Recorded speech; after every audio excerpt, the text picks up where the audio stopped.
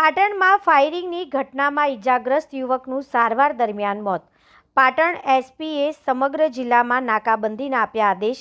Firing કરનાર આરોપી ઝહીર ખોખરાને ઝડપી પાડવા પોલીસે કર્યા ચક્રો ગતિમાન. પાટણ જિલ્લાના નીલમ સિનેમા વિસ્તારમાં ધોળા દિવસે થયેલી ફાયરિંગની ઘટનામાં ગંભીર રીતે ઇજાગ્રસ્ત થયેલા યુસુફ ખાન ચાંદખાન પઠાણ ઉંમર વર્ષ 50 રહેઠાણ બુકડી પાટણનું સારવાર દરમિયાન મોત થયું છે. આ બનાવને લઈને સમગ્ર વિસ્તારમાં શોક અને ફફડાટનું વાતાવરણ સર્જાયું છે. પ્રાથમિક માહિતી મુજબ જૂની અદાવતના કારણે એક જ કોમના બે પરિવારો વચ્ચે બોલાચાલી થતાં મામલો ઉગ્ર બન્યો હતો. આ દરમિયાન કુખ્યાત હિસ્ટ્રી સીટર ઝહીર ખોખરાએ યુસુફ ખાન પઠાણની કાર ઉપર અંધાધૂંધ 2 રાઉન્ડ ફાયરિંગ કર્યું હતું. ફાયરિંગમાં યુસુફ ખાન પઠાણ ગંભીર રીતે ઘાયલ થતાં તેમને તાત્કાલિક સારવાર માટે હોસ્પિટલ ખસેડવામાં આવ્યા હતા, જ્યાં ફરજ પરના તબીબે તેમને મૃત જાહેર કર્યા હતા. ઘટનાની જાણ થતાં એલસીબી, એસઓજી અને એ ડિવિઝન પોલીસ સહિતનો કાફલો તાત્કાલિક ઘટના સ્થળે દોડી આવ્યો હતો. પાટણ જિલ્લા પોલીસ અધિક્ષક વીકે નાઈ પણ ઘટના સ્થળ પર પહોંચીને સમગ્ર ઘટનાની તપાસ અને સ્થિતિનું નિરીક્ષણ કર્યું હતું.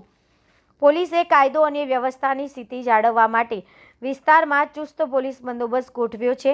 તેમજ ફાયરિંગ કરનાર આરોપી ઝહીર ખોખરાને ઝડપી પાડવા સમગ્ર જિલ્લામાં નાકાબંધીના આદેશો આપવામાં આવ્યા છે. રિપોર્ટર પંકજ સાધુ, પાટણ. એક ફાયરિંગનો બનાવ બન્યો છે, જેમાં 2 રાઉન્ડ ફાયર થયા છે.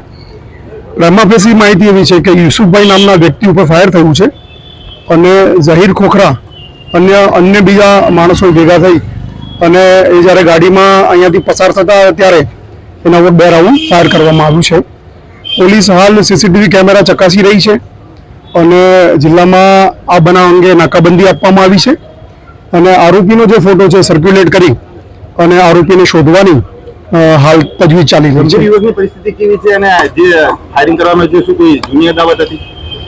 પ્રાઇમા ફેસી માહિતી એવી છે કે એ બંને વચ્ચે અગાઉથી પણ એક ઝઘડો ચાલી રહ્યો હતો અને જેની ઉપર ફાયરિંગ થયું છે એ વ્યક્તિ અત્યારે હોસ્પિટલ જઈ રહ્યા છે અને કદાચ એમને ગંભીર ઇજાઓ છે.